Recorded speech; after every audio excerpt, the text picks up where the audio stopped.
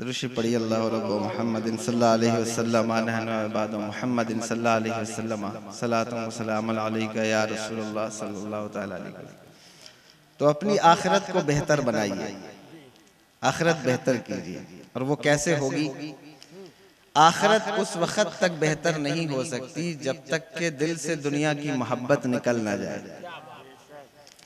जब तक दिल से दुनिया जाएगी नहीं, आखिरत आएगी नहीं। इसलिए अगर आप नहीं भी कहेंगे तो मैं बोलूंगा, हुक्म है तो थोड़ी देर जरूर बोलूंगा इंशाअल्लाह। और आपका सपोर्ट है माशाअल्लाह। जी जी जी नहीं, मुझे बिल्कुल बिल्कुल मेरा मैमना भी मजबूत है और मैसरा भी मजबूत है। सुभान अल्लाह। नारे तकबीर, नारे रिसालत, औलादे गौसे आज़म जिंदाबाद, फैज़ाने गौसे आज़म जिंदाबाद, ताजदारे औलिया। सुभान अल्लाह। दुनिया जब तक जाएगी नहीं तब तक आखिरत आएगी नहीं। और कुछ दुनिया कमाने वाले और दुनिया की मोहब्बत में सरशार लोग जो है वो आखिरत का दर्स देने जब निकलते हैं तो जाहिर है कि उसका असर लोगों के ऊपर तो क्या होना है। जब उनके बच्चों के ऊपर उसका असर नहीं है तो आवाम के ऊपर उसका असर कैसे होगा? आपको बहुत तवज्जो से इस बात को समझना है और गौर करना है। ये बात याद रखिएगा, जब तक आपके दिल से दुनिया की मोहब्बत नहीं चली जाती आप अपनी आखिरत को बेहतर नहीं बना सकते। दिल से दुनिया की मोहब्बत को निकालिए। हर चीज में दुनिया, हर चीज में दुनिया, शादी में दुनिया, अकीके में दुनिया, वलीमे में दुनिया, अल्लाहु अकबर, खतने में दुनिया, रिश्तेदारी में आने में जाने में, खाने में पीने में, अब तो जलसा सजाने में भी दुनिया, जलसा कराने में भी दुनिया। और दुनिया इस कदर जो है वो दिल से लगी हुई है कि इससे दिल हटता नहीं है। मेरे भाइयों, खुदा के लिए अपनी आखिरत के बारे में सोचो। दुनिया की जिंदगी थोड़े दिन की है, इसके बाद तुम्हें जिस चीज की तरफ आना है, जो सफर तुम्हारा जारी है वो तो आखिरत की तरफ है और तुम्हें उसी की तरफ जाना है। जो हमारा दायमी ठिकाना होगा, अल्लाह जिसमें हमें हमेशा रखेगा, जिसका उसने हमसे वादा फरमाया है कि अगर तुमने नेक अमाल किए, अगर तुमने अपने दिल को पाक किया, अपने दिल को पाकीज़ा किया और तुमने दुनिया की मोहब्बत से इसे आलूदा न किया, तो खुदा की कसम अल्लाह तुम्हें वहां ले जाएगा जिसका तसव्वुर भी तुम्हें यहाँ नहीं है, जिसके बारे में तुम यहाँ सोच भी नहीं सकते। अल्लाह तुम्हें वहां ले जाएगा। इसलिए दुनिया से जरा मोहब्बत कम करो और आखिरत के बारे में फिक्रमंद हो जाओ। और याद रखना दुनिया की लालच इंसान को गुनाहगार भी बनाती है और अल्लाहु अकबर नबी का गद्दार भी बना देती है। बाज़ औक़ात दुनिया की मोहब्बत बाज़ औक़ात नबी की गद्दारी पर भी आमादा कर देती है, नबी से बेवफाई पर भी लगा देती है। एक बात बयान करता हूँ, हजरत ईसा अलैहिस्सलाम का एक उम्मती था। हजरत ईसा अलैहिस्सलाम एक दिन सफर पर निकले तो वो साथ हो गया। उसने कहा हुजूर मैं भी आपके साथ सफर करूंगा। आप सुन रहे हैं, तवज्जो है आपकी? वो भी आपके साथ हो गया। उसने कहा हुजूर मैं भी आपके साथ सफर करूंगा। तो हजरत ईसा अलैहिस्सलाम ने उसको साथ ले लिया। चलते रहे और सफर में इंसान की पहचान हो जाती है कि वो किस तरह का है। सफर इंसान की शख्सियत को, उसकी जात को का इजहार कर देता है कि वो इंसान कैसा है। ये बहुत खास बात है। हजरत उमर इब्न खत्ताब रजी अल्लाह ताला अन्हु जब किसी को किसी शहर का हाकिम बनाते तो लोगों से पूछते, मजलिस शूरा में ये बात रखते कि बताओ क्या तुम में से किसी ने इसके साथ सफर किया है? सफर इंसान की शख्सियत को जाहिर कर देता है। सुन रहे हैं? किसी के साथ सफर करो तो पता चल जाएगा कि गांव में तो बड़ा नेक इंसान है, बड़ा पाकीज़ा इंसान है, लेकिन सफर में इसकी शख्सियत क्या है? सफर में भी मदद करने वाला है, एक दूसरे का साथ देने वाला है, या फिर जो है वो सेल्फिश है, खुदगर्ज है, क्या है? ये सारी चीजें सफर में खुल जाती हैं। तीन चीजें हैं, या तो सफर करो, या तो उससे लेन देन करो या उससे रिश्ता करो। इन तीनों चीजों से इंसान की शख्सियत जाहिर हो जाती है कि सफर में कैसा है, लेन देन में कैसा है, और एक तो जब रिश्तेदारी हो जाए तो फिर जो है वो कच्चा चिट्ठा सामने आता है कि साहब हैं कैसे। मोहल्ले में तो बड़े नेक हैं, दूसरों के लिए तो बड़े अच्छे हैं, लेकिन किसी इंसान को अच्छा समझने के लिए ये जरूरी है कि आप उससे पूछिए जिससे उसने कुछ लिया हो या उसको कुछ दिया हो या लेन देन की हो, कुछ खरीदा हो या बेचा हो, या उससे पूछिए जिसने उसके साथ रिश्तेदारी की हो, या उससे पूछिए जिसने उसके साथ सफर किया हो। ये 3 फॉर्मूले आपको दे रहा हूं, बहुत तवज्जो से याद रखिएगा। इससे पता चल जाता है कि ये है कैसा। अच्छे अच्छे लोगों की शख्सियत खुलकर सामने आ जाती है। जब उनसे कुछ लेन देन कीजिए, एक जमीन बेचिए और खरीदिए, पता चल जाएगा कि मोहल्ले में जो सबसे नेक आदमी था उसका कैरेक्टर है कैसा। एक रिश्तेदारी कीजिए, साहब जो ऊपर से देखने में बड़ा मुत्तकी और परहेजगार लगता है, कभी आप उससे रिश्तेदारी कीजिए, पता चल जाएगा कि अंदर से तमा और हिर्स और लालच का कितना मवाद इसके सीने में जमा हुआ है। वो तो उस वक्त पता चल जाता है जब आप रिश्तेदारियां करते हैं, लेन देन करते हैं, तो फिर पता चलता है कि साहब ये है कैसा। ये पता चल जाता है, इंसान को मालूम हो जाता है, मालूम हो जाता है कि ये है कैसा। इसलिए किसी इंसान को जांचने और पड़तालने के लिए ये 3 चीजें आप याद रखिएगा। ज़मीनन बात आ गई है, मैं आपसे अर्ज कर देता हूं, याद रखिएगा कि अगर तो सफर में वो आपके साथ रहा हो या किसी के साथ रहा हो तो उससे पता चलता है कि ये इंसान कैसा है, या फिर उससे बिजनेस किया हो, उसके साथ कारोबार किया हो तो पता चल जाता है, या फिर रिश्तेदारी की हो तो पता चल जाता है। इन तीनों पैमानों पर आप देख लीजिएगा। अब वो चलने लगा साथ में सफर में, कहने लगा हुजूर मैं आपके साथ चलूंगा, मुझे आपके साथ सफर करना है। हजरत ईसा अलैहिस्सलाम ने उसे साथ ले लिया। अब वो सफर करते करते जंगलों से, सहराओं से, बयाबानों से होते होते गुजरा। जब एक आध दिन गुजर गए तो हजरत ईसा अलैहिस्सलाम ने शाम के वक्त जो है वो एक जगह पड़ाव किया और अपना नाश्तेदान निकाला। उसमें 2 रोटियां थीं, आपने निकाल कर उसे दस्तरखान पर रखा। तवज्जो है, सुन रहे हैं? निकाल कर उसे दस्तरखान पर रखा। उस शख्स ने भी अपनी रोटियां निकाली, उसके पास एक ही रोटी थी, उसने भी निकाल कर उसे दस्तरखान पर रखा और रख करके हजरत ईसा अलैहिस्सलाम ने हुक्म दिया कि अल्लाह के नाम से शुरू हो जाओ और खाना शुरू करो। तो हजरत ईसा अलैहिस्सलाम ने एक रोटी खाई और एक रोटी उसने खाई। और कितनी रोटियां थी? 3। तो हजरत ईसा अलैहिस्सलाम ने एक रोटी खाई और एक रोटी उसने खाई। एक रोटी दस्तरखान पर बच गई। तो हजरत ईसा अलैहिस्सलाम अल्लाह के नबी उठकर तशरीफ ले गए और थोड़ी देर के बाद वापस लौटे तो देखा कि दस्तरखान पर रोटी मौजूद नहीं है। तो आपने उससे पूछा कि यहाँ 3 रोटियां थी, एक मैंने खाई, एक तूने खाई, ये तीसरी रोटी कहाँ गई? उसने कहा हजरत आप कौन सी रोटी की बात कर रहे हैं, यहाँ तो 2 ही रोटी थी, एक आपने खाई, एक मैंने खाई, यहाँ तो कोई तीसरी रोटी नहीं। देखो मैं दुनिया की लालच की बात कर रहा हूँ, दुनिया की मोहब्बत। जब दुनिया दिल में आती है तो फिर नतीजा क्या होता है, बस ये बात करके बात खत्म कर दूंगा। जब दुनिया दिल में आती है तो फिर उसका नतीजा ये होता है। कहने लगा हजरत 2 ही रोटी थी, एक आपने खाई, एक मैंने खाई, तीसरी तो कोई रोटी नहीं थी। आपने कहा अच्छा यहाँ कोई तीसरी रोटी नहीं थी? उसने कहा नहीं कोई तीसरी रोटी नहीं थी। तो अल्लाह का नबी होता है, आपने चश्मपोशी फरमाई और आगे सफर जारी हो गया। चलते चलते रास्ते में एक दरिया आया। जब दरिया के करीब पहुंचे तो हजरत ईसा अलैहिस्सलाम ने अल्लाह का नाम लिया और दरिया के पानी पर चलना शुरू कर दिया। और ऐसे ही चलते थे जैसे एक आम इंसान रेत पर, एक इंसान सख्त जमीन पर चलता है, यानी कदम पानी के नीचे नहीं जाता और पानी जो है वो आपके लिए सख्त हो गया है, रास्ता दे दिया है और आप पानी पर चलते हुए आगे तशरीफ ले गए। कुछ दूर पहुंचे तो पीछे से उसकी आवाज आई, हजरत मैं कैसे नदी पार करूं, मैं कैसे इस दरिया को पार करूं? तो हजरत ईसा अलैहिस्सलाम ने उससे कहा कि अल्लाह का नाम ले और मेरे कदमों के निशान पर पीछे पीछे आ जा।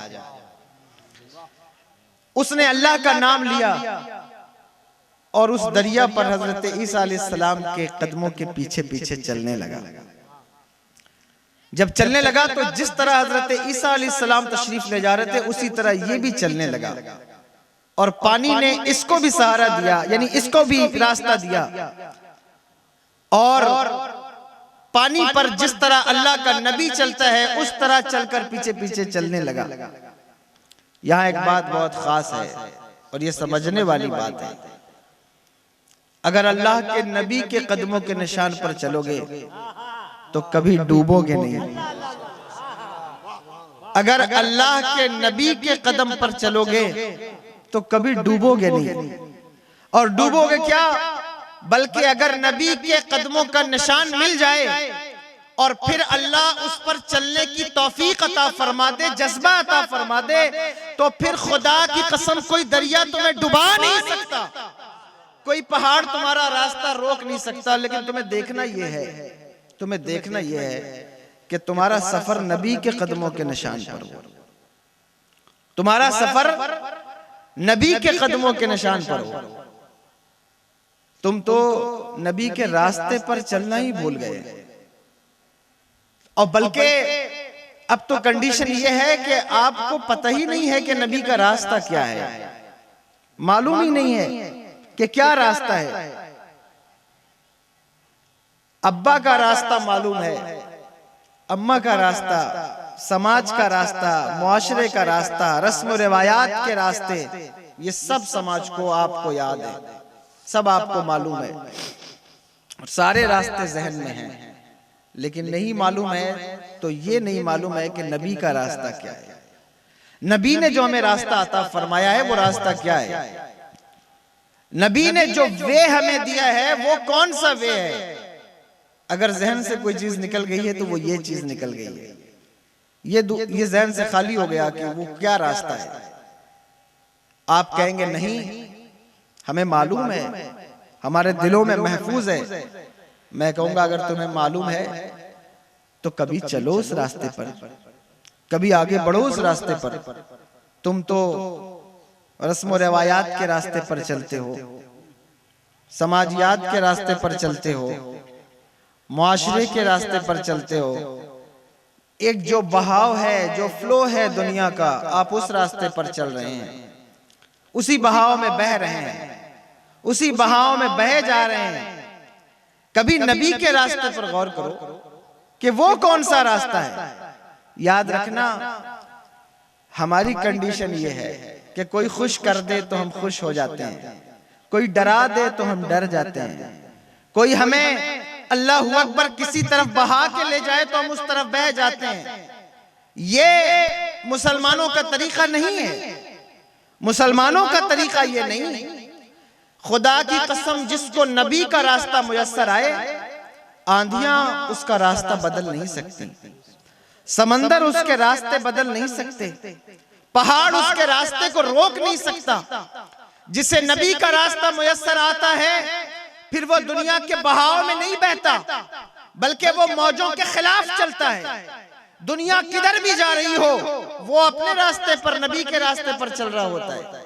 कभी उस रास्ते का इंतखाब करो, उस रास्ते पर आओ।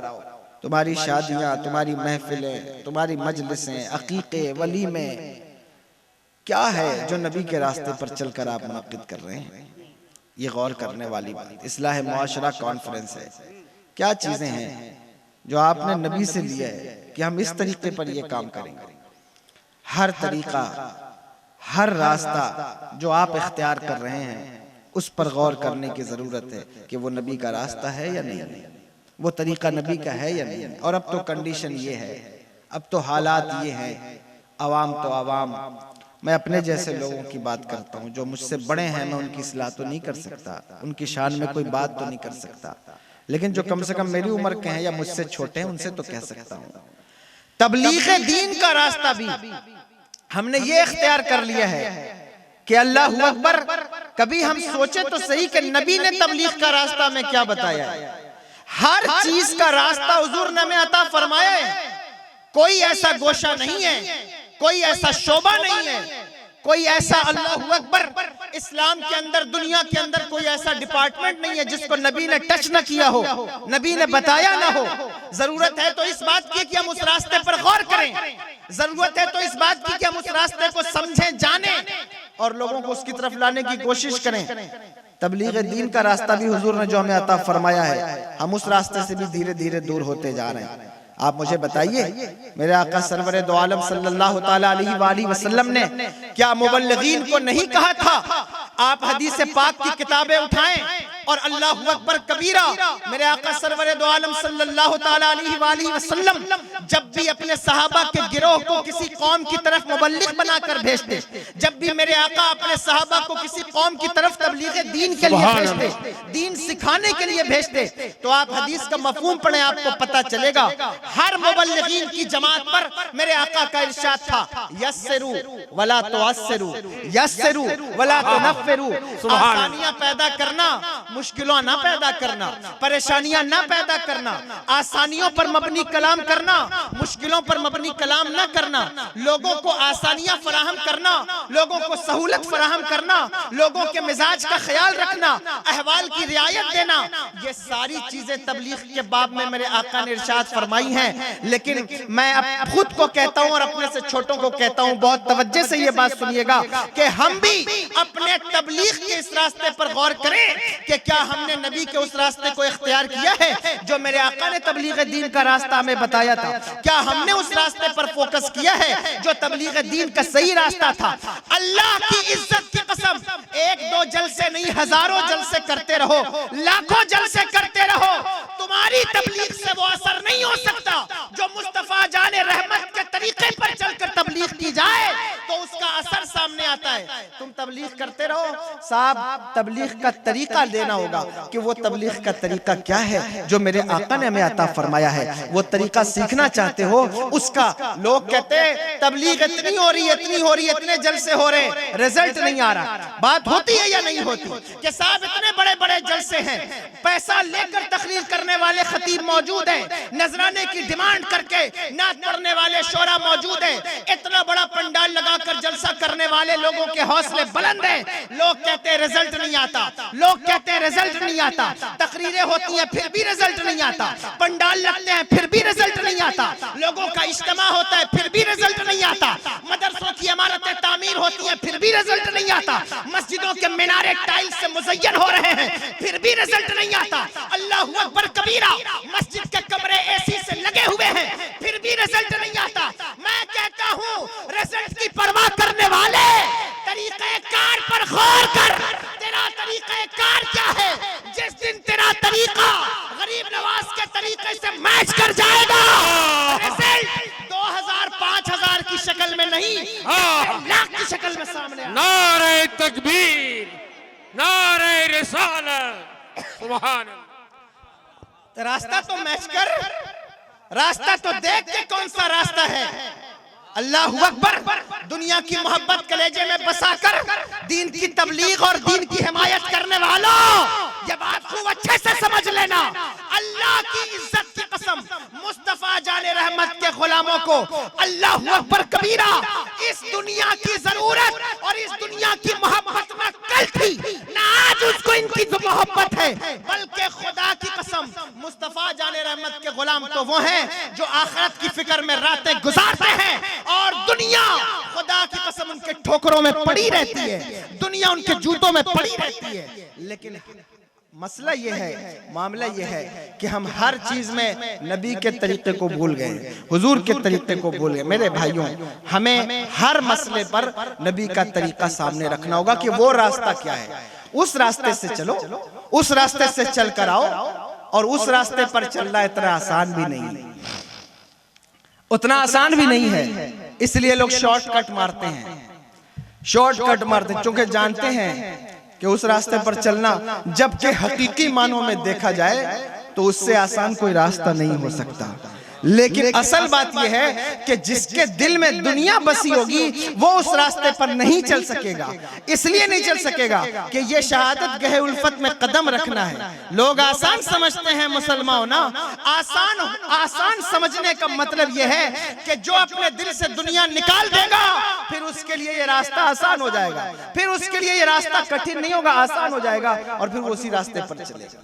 इसलिए नबी के रास्ते पर हर चीज पर गौर करने की जरूरत है। शादियों में क्या ये नबी का रास्ता है? अकीके में, वलीमे में, खतने में, जलसों में भी ये बात तवज्जो तलब है और खूब तवज्जो तलब है। अगर शादियों की फजूल खर्ची पर कमेटियां बन रही हैं, अगर शादियों की फजूल खर्चियों पर पाबंदी की जरूरत है तो दिल पर हाथ रखकर बताओ, क्या जलसे में फजूल खर्ची बंद करने की जरूरत नहीं है? क्या जलसों में अल्लाहू अकबर कबीरा, जलसों की खुराफात रोकने की जरूरत नहीं है? वो भी जरूरत है, लेकिन आप उस पर गौर करेंगे तो आपको पता चलेगा, आप देखेंगे तो आपको पता चलेगा कि हाँ ये रास्ता नबी का है या नहीं है।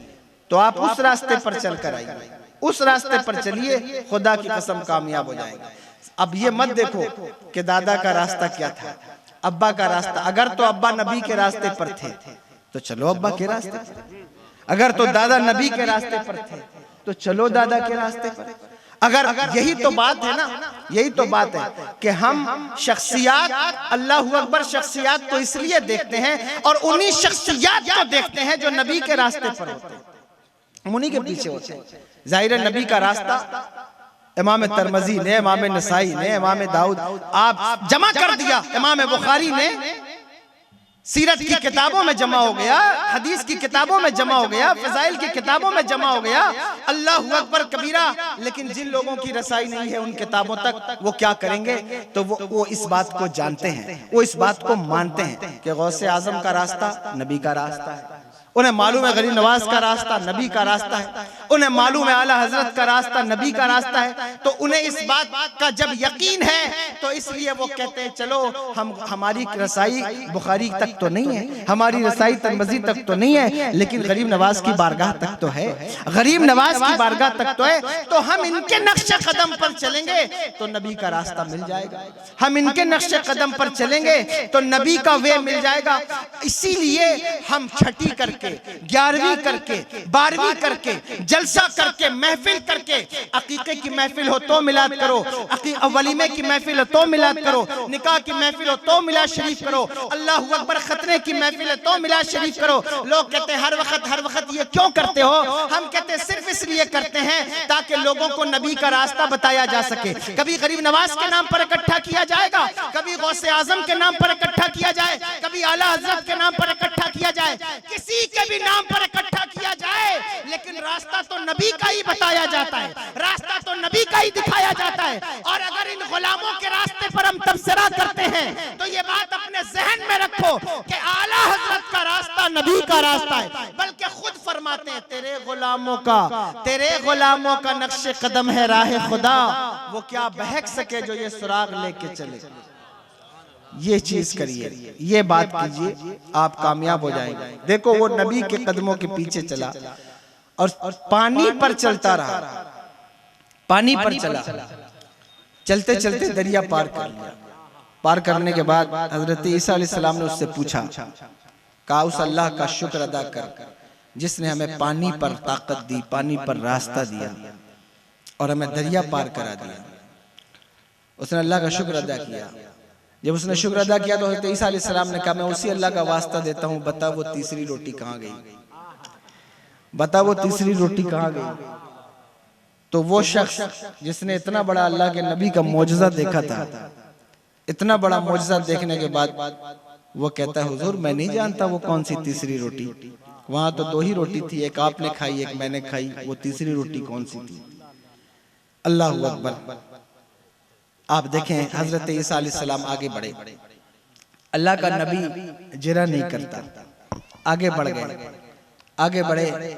2 दिन गुजरा तो एक हिरन अपने 2 बच्चों के साथ जा रहा था। हजरत ईसा अलैहिस्सलाम ने उसके एक बच्चे को पकड़ा और उसे ज़बह किया। तवज्जो है आपकी, सुन रहे हैं आप?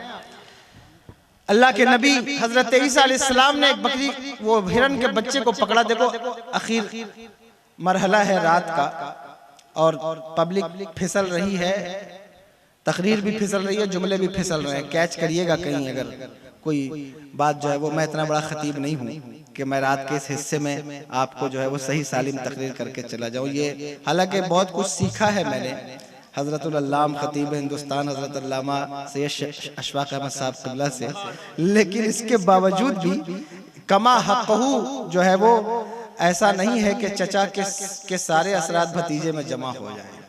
तो आप दुआ करिए कि ये इनके बस का काम था और मेरी बजाय हजरत की तकरीर होनी चाहिए थी। लेकिन जो बात मैं कह रहा हूँ, मेरा पैगाम पहुंचाना काम है, हुक्म दे दिया है, मैं पैगाम पहुंचा देता हूँ।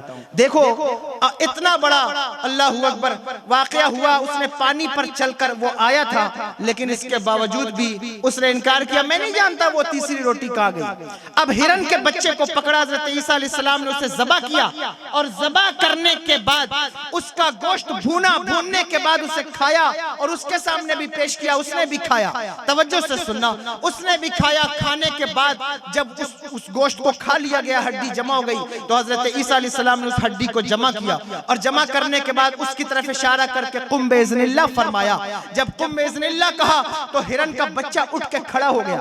वो हिरन का बच्चा जिसको आपने तनाउल फरमाया था, उसकी हड्डियों को जमा करके कुम बेइज़्निल्लाह कहा तो वो हिरन का बच्चा खड़ा हो गया और खड़ा होकर के अपनी माँ से जाकर मिल गया। हजरत ईसा अलैहिस्सलाम का ये मौजज़ा देखकर वो इंसान परेशान हो गया, हैरान हो गया। हजरत ईसा अलैहिस्सलाम ने उसकी तरफ तवज्जो देकर कहा कि उस अल्लाह का शुक्र अदा कर जिसने हमें हिरन का गोश्त खिलाया और हिरन के बच्चे से हमें फायदा दिलाया और फिर उसको जो है वो जिंदा करके वापस उसकी माँ से मिला दिया है।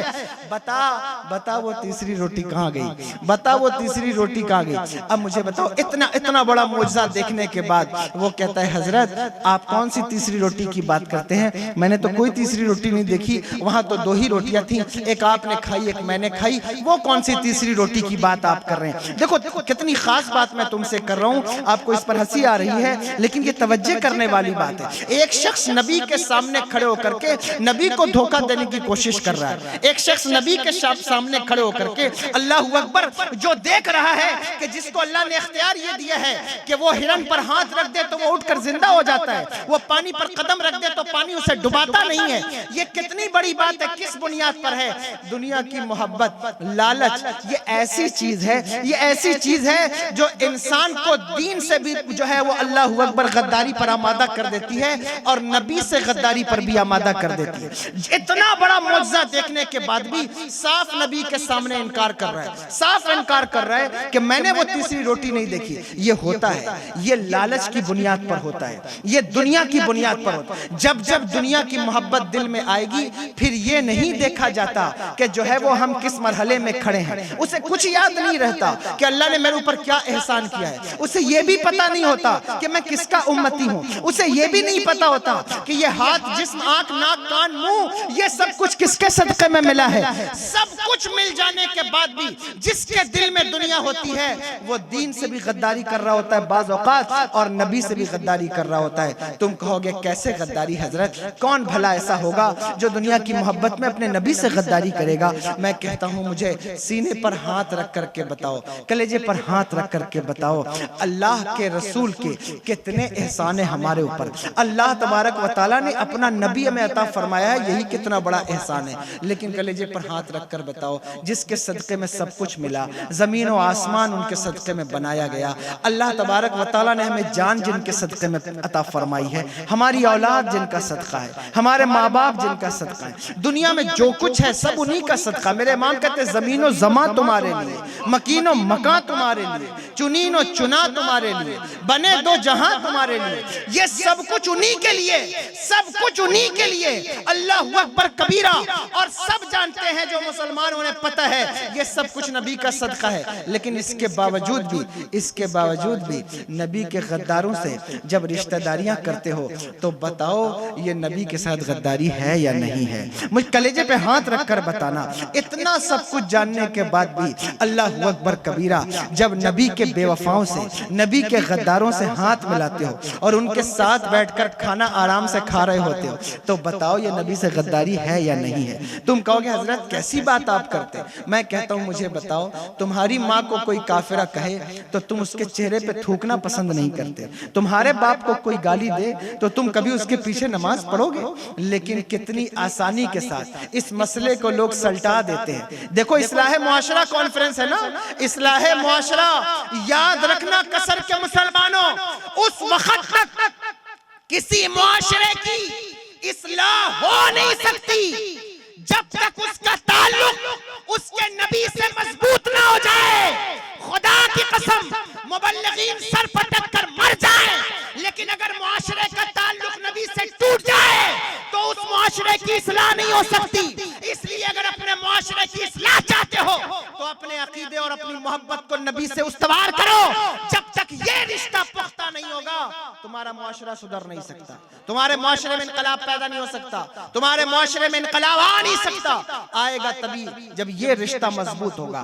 बताओ कितनी आसानी से इस मसले को लोग सुलझा देते हैं, कभी पॉलिटिक्स के नाम पर, कभी अल्लाह अकबर रिश्तेदारी के नाम पर, कभी जो है वो अल्लाह अकबर भाईचारे के नाम पर, कभी जो है वो फलां के नाम पर, फलां के नाम पर। क्या फर्क पड़ता है हजरत? क्या बात होती है? आप कौन सी सदी में जी रहे हैं? भला ये क्या बात है जहां बैठते हैं सुन्नी वहाबी देवबंदी फलाना, ये आप लोगों का तरीका ये करने लगते हैं। गौर कीजिए कि मुसलमानों ने कॉलेज कितने बनाए, गौर कीजिए स्कूल कितने बनाए। आप तो बस सुन्नी वहाबी इसी पर आकर अटक जाते हैं। इससे मुसलमानों की इमेज खराब होती है, इससे मुसलमानों का चेहरा खराब होता है। ये क्यों बात करते हो? मैं कहता हूँ वाह क्या बात है, क्या बात है। तेरी माँ को कोई गाली दे तो तू उससे जिंदगी भर बात ना करे, तेरे बाप को कोई काफिर कहे तो तू जिंदगी भर उसके दरवाजे पर खड़ा ना हो, और कोई मेरे नबी की माँ को काफिरा कहे और मैं उससे हाथ मिला लूं, कोई मेरे नबी के बाप को काफिर कहे अल्लाह अकबर और मैं जो है वो उसके यहाँ रिश्तेदारी कर लूं, ऐसा कैसे हो सकता है? लोग तो रिश्तेदारी करने से पहले अपने पीरों से पूछते हैं कि हजरत ये शख्स से मैं रिश्तेदारी करना चाहता हूं, अगर पता चल जाए कि ये मेरे पीर का दुश्मन है तो लोग उसके यहाँ रिश्तेदारी नहीं करते। पीर का दुश्मन हो तो तुम रिश्तेदारी नहीं करते, और जो नबी का दुश्मन हो तुम उसके यहाँ रिश्तेदारियां कैसे करोगे? तुम उससे हाथ कैसे मिलाओगे? उससे कैसे जो है वो अल्लाह अकबर मसालहत करोगे? ये कैसे हो सकता है? और इन्होंने सिर्फ काफिरा, आप मेरे पास वक्त नहीं है वरना आप पूछिए, किताबों की इबारतें गवाह हैं, फतावा रशीदिया उठाओ देखो, क्या नबी की माँ को काफिरा नहीं कहा गया?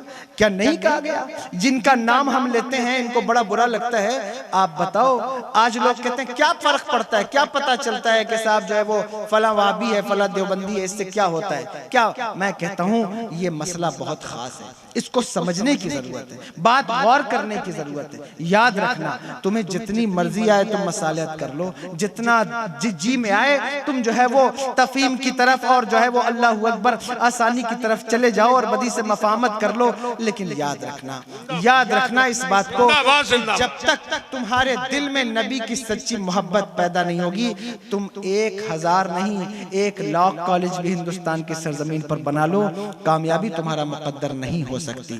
तुम 1-2 स्कूल नहीं हजारों स्कूल तामीर कर लो, कामयाबी तुम्हारा मुकद्दर नहीं हो सकती। कामयाबी उन लोगों का मुकद्दर होती है जो अपने नबी के रास्ते पर होते हैं और जिनका ताल्लुक उनके नबी से मजबूत होता है, वही कामयाब होते हैं। हाँ वही कामयाब होते हैं। तुमने नहीं पढ़ा है, तुमने 4 किताबें दुनिया की पढ़ी हैं, पलट करके जब कभी तुम्हें मौका मिले तो तुम जो है वो मुताला अध्ययन करो, तुम्हें पता चल जाएगा दुनिया की बड़ी बड़ी कौमें जो अपने आप को बहुत बड़ी कौम मानती है, चाहे वो ईसाइयों की कौम हो, चाहे वो यहूदियों की कौम हो, पैसे के एतबार से तादाद के एतबार से बात नहीं करता, तो तुम्हें पता चल जाएगा कि इन्होंने इनके मामलात इनके नबियों के साथ क्या थे और आज इनके ताल्लुकात इनके नबी के साथ क्या हैं।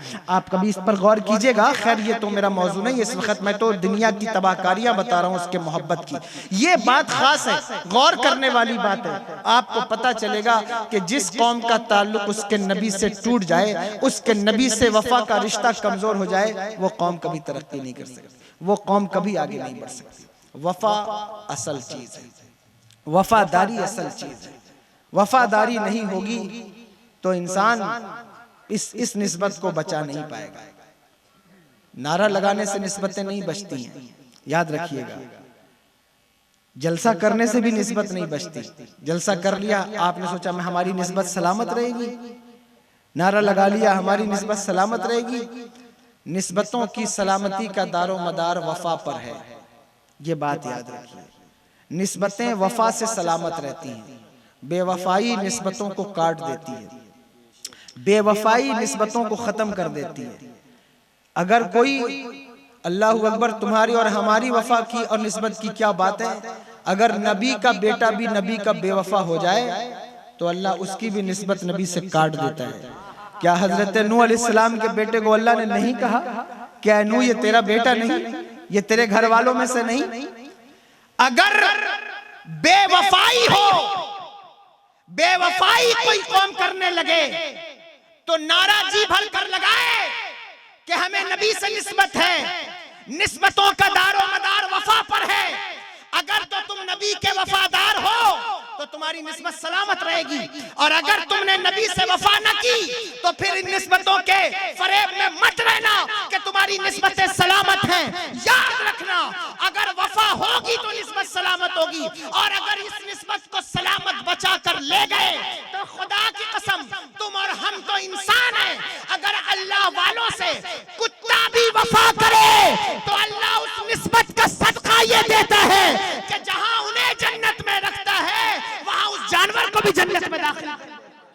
अगर कुत्ता भी वफा करे, कुत्ता भी वफा करे तो निस्बत कायम हो जाती है, और अगर बेवफाई नबी का बेटा भी करे, नबी की बीवी भी करे तो निस्बतें टूट जाती हैं। फिर तुम्हारी और हमारी हैसियत क्या है? 1450 साल के फासले पर हम खड़े हैं अपने नबी से। क्या हमें जरूरत नहीं है कि हम अपने रिश्ते को मजबूत करें? क्या हमें जरूरत नहीं है कि हम अपने रिश्ते को मुस्तहकम करें? एक फॉर्मूला आज की इस्लाह मुआशरा कॉन्फ्रेंस में मैं तुमको दे, मौजू तो मेरा मोहब्बत दुनिया को खत्म करने का मौजू है, लेकिन एक फॉर्मूला मैं तुम्हें दे रहा हूं, याद रखना, हमेशा याद रखना। अगर चाहते हो कि तुम्हें दुनिया में तरक्की मिले, कामयाबी मिले, हमेशा अपने बच्चों को इश्क़ रसूल सिखाओ।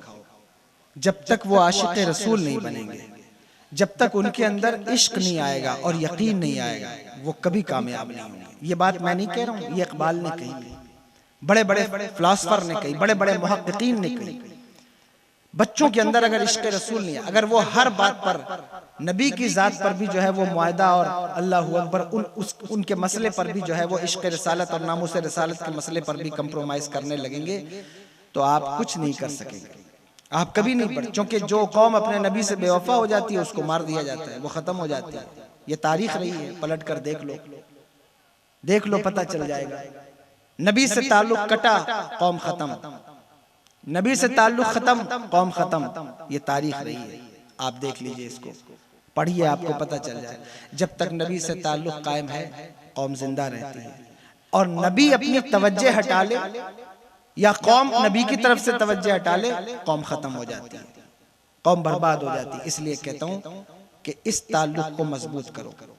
दुनिया की मोहब्बत वो चीज है जो इंसान को नबी से बेवफाई करने पर आमादा कर देती है। उसने वही किया, सामने देखता था कि अल्लाह का नबी है, लेकिन अल्लाह अकबर कहता है वो मैं नहीं जानता वो तीसरी रोटी कहाँ है। सुनना, आगे बात खत्म कर रहा हूं।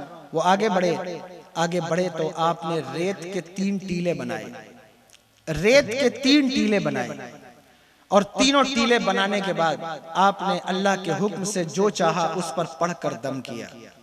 जब दम किया तो वो रेत के तीनों टीले सोने के बन गए। तवज्जो है, तीनों टीले सोने के बन गए।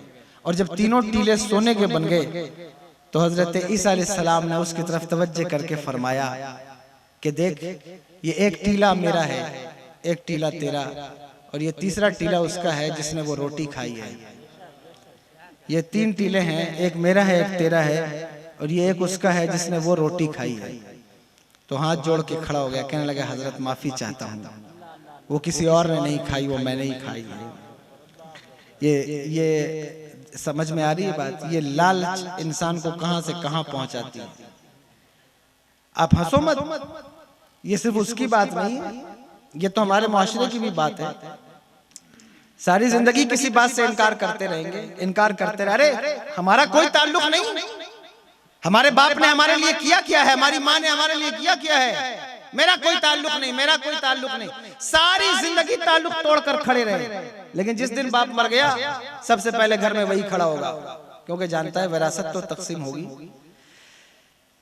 ये लालच इंसान को इतना बर्बाद करती है पहले इनकार कराती है, फिर बाद में सब कुछ कराती है। इसलिए इस दुनिया की लालच को अपने दिल से निकाल दो, अपने दिल से निकाल दो। ये आम तरीका है लोगों का। सारी जिंदगी कभी माँ की खिदमत नहीं की, लेकिन जब दौलत लेने की बात आई तो सबसे पहले आगे सफ में खड़े हो गए। सारी जिंदगी कभी जो है वो अल्लाहू अकबर भाई को पलट कर पूछा नहीं, लेकिन जिस दिन भाई मर गया तो उसका बिजनेस संभालने के लिए सबसे पहले ये इंसान आगे बढ़ के खड़ा हो गया। ये लालच नहीं है तो और क्या है? ये लालच नहीं है तो फिर और क्या है? सारी जिंदगी इनकार करता रहा, सारी जिंदगी झूठ बोलता रहा, सारी जिंदगी लोगों को फरेब देता रहा, और जिस दिन बाप मर गया उस दिन जायदाद का हिस्सा लेने सबसे आगे खड़ा होगा। याद रखना, याद रखना मेरे भाइयों, ये दुनिया की मोहब्बत है, तुम्हें बर्बाद कर देगी, तुम्हें कहीं का नहीं छोड़ेगी। हजरत ईसा अलैहिस्सलाम ने उसकी तरफ देखा और देखकर फरमाया, अच्छा तो वो तूने खाई थी, ठीक है, तो ये दोनों टीले तेरे हैं, ये दोनों टीले तू ले ले और ये एक टीला मेरा है। लेकिन याद रखना मुसलमानों, हजरत ईसा अलैहिस्सलाम ने उससे कहा, लेकिन आज के बाद तू मेरे साथ सफर नहीं कर सकता, आज के बाद तू मेरे साथ चल नहीं सकता, तेरा और मेरा साथ यहीं तक का था, आज तेरा और मेरा साथ खत्म हो रहा है, आज तेरा और मेरा सफर खत्म, यानी आज तेरा मेरा साथ खत्म हो रहा है, अब इसके आगे तू मेरे साथ नहीं चल सकता, अब इसके आगे एक कदम भी तू मेरे साथ नहीं जाएगा, ये दोनों टीले तेरे हैं, लेकिन आज के बाद तेरा और मेरा साथ खत्म हो गया। देखो कितनी बड़ी बात है। वो तो ये समझ रहा था दुनिया तो हासिल हो गई, सोने के दो टीले तो उसे मिल गए, लेकिन अल्लाहू अकबर, नबी का साथ छूट गया। नबी के साथ से बढ़कर और क्या चीज हो सकती है? अल्लाहू अकबर कबीरा, नबी की रिफाकत और नबी की शफकत से बढ़ के क्या चीज हो सकती है? नबी की मोहब्बत से बढ़ के क्या चीज हो सकती है? दुनिया के चक्कर में अगर नबी का साथ छूट जाए, दुनिया के चक्कर में अगर नबी का रास्ता छूट जाए, दुनिया के चक्कर में अगर नबी का तरीका छूट जाए, तो याद रखना इससे बड़े घाटे का सौदा और कोई नहीं है, इससे बड़ा बेवकूफाना सौदा और कोई नहीं है। होना तो ये चाहिए कि लोगों का रास्ता छूट जाए, नबी का रास्ता न छूटे, लोगों का रिश्ता छूटता है छूट जाए, लेकिन नबी का रिश्ता न छूटे। बल्कि हमारा तरीका तो ये होना चाहिए कि हमारे दुनिया में जितने रिश्ते हैं, ये सारे रिश्ते उतने अहम नहीं है, अगर जरूरत पड़ेगी तो इन सारे रिश्तों को नबी के कदमों पर कुर्बान कर दिया जाएगा। खुदा की कसम, जब ये अकीदा मुसलमानों का बन जाएगा, उस दिन वो कामयाबियों का सूरज तुलू होते हुए देखेंगे, उस दिन वो कामयाबियों का सूरज निकलते हुए देखेंगे। मेरे भाइयों याद रखना मेरे भाइयों, खुदा की कसम, अगर तुमने ये समझ रखा है कि तालीम तुम्हें उरूज तक ले जाएगी, तो मैं इन उलमा की मौजूदगी में बहुत जिम्मेदारी से कहता हूँ, तालीम बहुत बड़ी चीज है, लेकिन अगर तुम ये समझते हो कि तुम्हें सिर्फ तालीम उरूज तक ले जाएगी तो तुम गलती पर हो। अगर तुम ये समझते हो कि तुम्हें पैसा उरूज की तरफ ले जाएगा, तो पैसा अल्लाहू अकबर दुनिया कमाने में मुआविन है, लेकिन तुम गलती पर हो। अगर तुम ये समझते हो कि तुम्हारे बच्चे सिर्फ आईएएस और आईपीएस बन करके जो है वो कौम का मुकद्दर बदल देंगे, तो तुम गलती पर हो। अगर तुम ये समझते हो कि अल्लाहू अकबर हिंदुस्तान में तुम्हारी हुकूमत आ जाएगी तो तुम उरूज का मीनारा छू लोगे, तो तुम गलती पर हो, क्योंकि ये सारी चीजें कामयाबी की दलील नहीं है। कामयाबी की दलील तो ये है कि जब किसी का रिश्ता नबी के कदमों से जुड़ जाता है, तो वो दुनिया की नजर में कामयाब हो या ना हो, अल्लाह की नजर में वो कामयाब हो जाता है। अल्लाह उसे कामयाबी की जमानत अता फरमा देता है, अल्लाह उसे कामयाब कर देता है। क्यों? तो आप देखते नहीं अरब की सरजमीन पर, हो सकता है तुम मेरी बात पर एतराज करो मेरे जाने के बाद कि इन्होंने तालीम के खिलाफ बात कर दी, एजुकेशन के खिलाफ बात कर दी, अल्लाहू अकबर पॉलिटिकल इश्यूज के खिलाफ बात कर दी।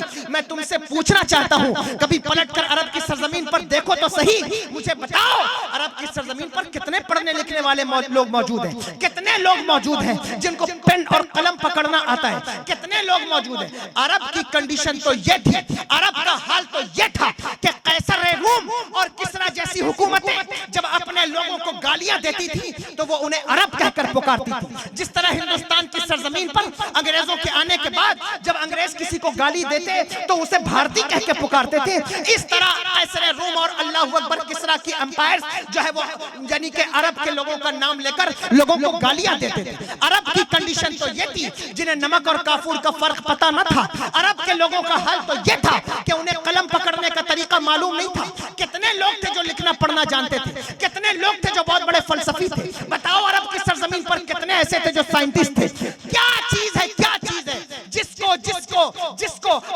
अकबर, कौन सी वो चीज है जिसने उनको उस मकाम पर पहुंचा दिया कि लोग ये कहने पर मजबूर हो गए कि खुद न थे जो राह पर औरों के हादी बन गए। क्या नजर थी जिसने मुर्दों को मसीहा कर दिया? बताओ, दिल पर हाथ रख कर बताओ। हुजूर ने इल्म भी दिया है, अखलाक भी दिया है, किरदार भी दिया है, सब कुछ दिया है, लेकिन खुदा की कसम अरब की सरजमीन पर जिस चीज को सबसे ज्यादा अडॉप्ट किया गया, जिस चीज को सबसे ज्यादा लोगों के दिलों में रचाया और बसाया गया, वो इल्म नहीं है, वो अल्लाह अकबर रुपया और पैसा नहीं है, अल्लाह अकबर वो तालीम की अहमियत नहीं है, बल्कि अरब की सरजमीन पर जिस चीज को सबसे ज्यादा इन्फोर्स किया गया है वो मुस्तफा जाने रहमत की मोहब्बत है।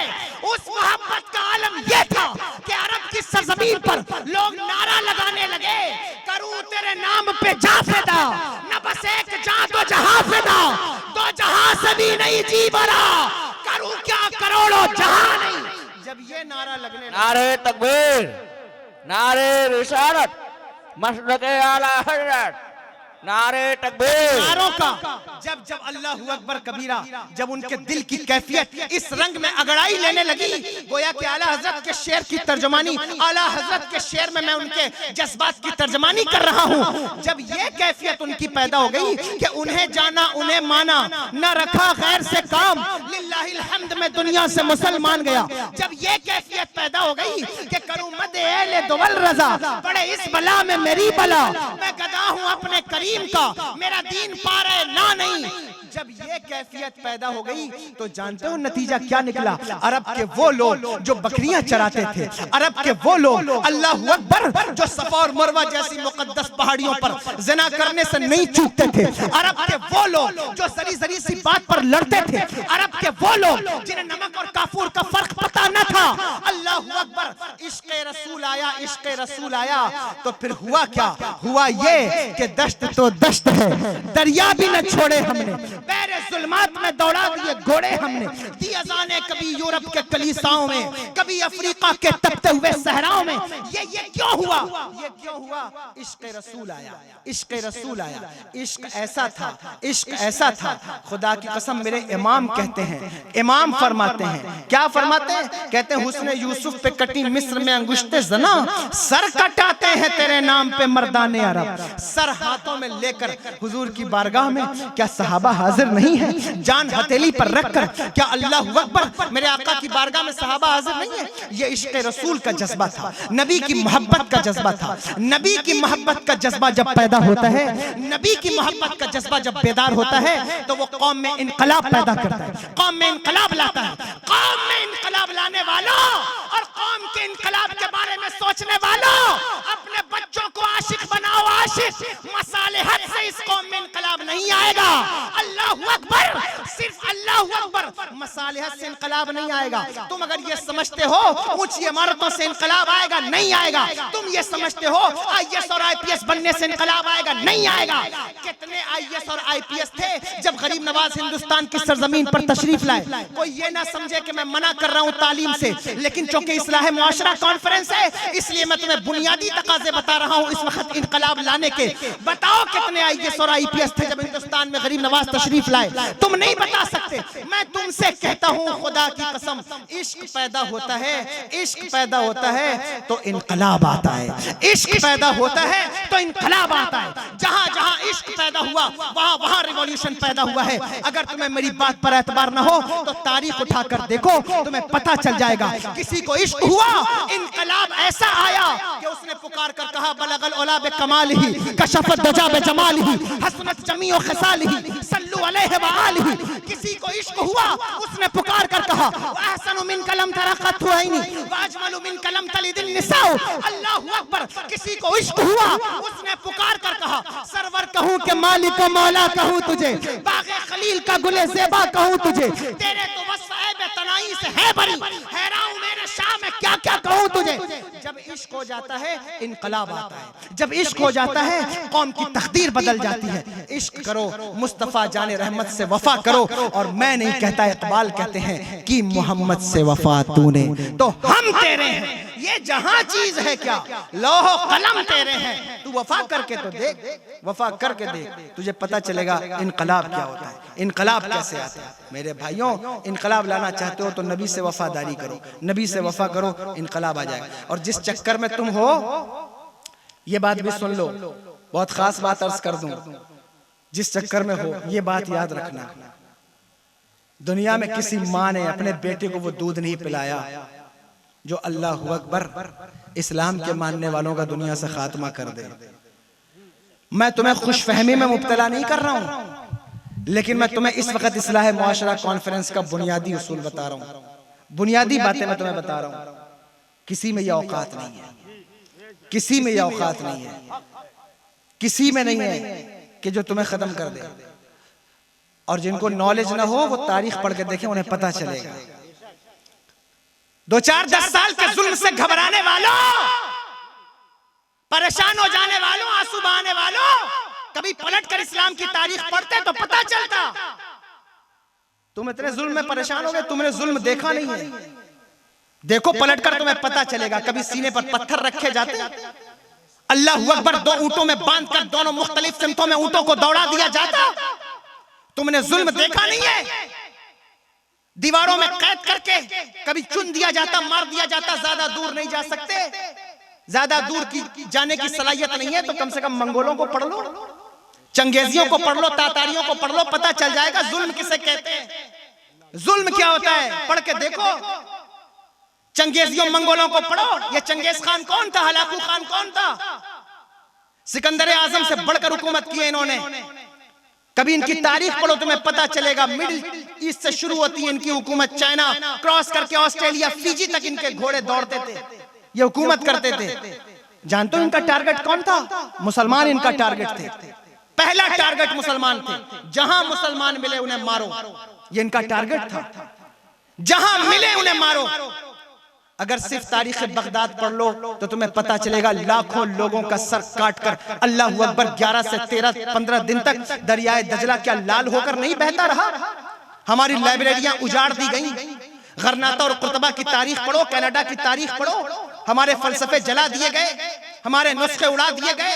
मैं नहीं कहता, अल्लाह अकबर, मुहक्किकीन कहते हैं कि अगर सिर्फ कुर्तबा की यूनिवर्सिटी ना जलाई जाती और हमारे नुस्खे ना जलाए जाते तो आज अमेरिका साइंटिफिक एतबार से जिस मकाम पर खड़ा है, मुसलमान वहां खड़ा होता। लेकिन आप देखिए क्या क्या हुआ है, क्या क्या हुआ। सरों को काट कर क्या मीनार नहीं बनाए गए? उस पर बैठकर क्या शराब नहीं पी गई? हालत ये थी मुसलमानों के साथ। तारीख पलट कर देखो, तुम्हें पता चलेगा। जो बात मैं कहना चाहता हूं उसकी तरफ मुतवज्जे रहना। देखो तुम्हें पता चलेगा। लोग छुप कर, डर के मारे भागकर कैद खाने में कैद हो गए, तहखाने में बगदाद के अंदर। तो दरियाए दजला का बंद तोड़ दिया गया। जब दरियाए दजला का बंद टूटा, वो पानी तहखानों में घुसा, 1.25 लाख से ज्यादा लाशें मुसलमानों ने तहखानों से निकाली थी। ये बगदाद की तारीख है। किताबें जला दी गई, नुस्खे खत्म कर दिए गए, आलिमों को मार दिया गया। अल्लाह अकबर कबीरा। लोग कहते थे शायद अब मुसलमान कोई दुनिया में बाकी न रहेगा, शायद अब मुसलमानों का चेहरा जमीन पर बाकी न रहेगा। इनकी किताबें भी जला दी गई, नुस्खे भी जला दिए गए, आलिमों को भी मार दिया गया, तालिब इल्मों को भी मार दिया गया, मदरसे भी ढा दिए गए, मस्जिदें भी तोड़ दी गई, बगदाद भी जला दिया गया, इराक भी जला दिया गया। जहां कोई मुसलमान नजर आता है उसे मार दिया जाता है। अब शायद मुसलमान खड़ा नहीं हो सकेगा, अब शायद मुसलमान उठ नहीं सकेगा, अब शायद ये सुरखरू नहीं होगा, अब शायद ये दोबारा खड़ा नहीं होगा। लेकिन कसर में रहने वालों, खुदा की कसम तारीख गवाह है, कुछ बात है कि हस्ती मिटती नहीं हमारी, कुछ बात है कि हस्ती मिटती नहीं हमारी। सदियों रहा है दुश्मन दौरे जहां हमारा। जुल्म करने वालों मैं तुमसे कहता हूं, करो जुल्म। इधर आओ प्यारे, जिगर आजमाए, इधर आओ। न खंजर उठेगा न तलवार तुमसे, ये बाजू मेरे आजमाए हुए हैं। याद रखना, हमेशा याद रखना। कोई माई का लाल पैदा नहीं हुआ। इस्लाम खड़ा हो गया, मुसलमान खड़ा हो गया, उठ के खड़ा हो गया। और ऐसा खड़ा हुआ कि जाकर देखो बगदाद में इस्लाम कैसे खड़ा है, जाकर देखो फलस्तीन के अंदर इस्लाम कैसे खड़ा है। अल्लाह अकबर। इसलिए कहता हूं, इस चक्कर में मत रहना कि कोई इस्लाम को खत्म कर देगा। इस्लाम नहीं खत्म होने वाला, इस्लाम नहीं खत्म होने वाला, इस्लाम नहीं मिटने वाला। इस्लाम नहीं मिटेगा, लेकिन हाँ ये जरूर है कि मुसलमानों के ऊपर वबा आती है, बला आती है उनके अमाल के मुताबिक, उनके करतूत के मुताबिक। तुम जैसा करोगे वैसा भरोगे, ये मेरे हुजूर का इशारा, कमा तदीन व तुदान, तुम जो करोगे वो भरोगे।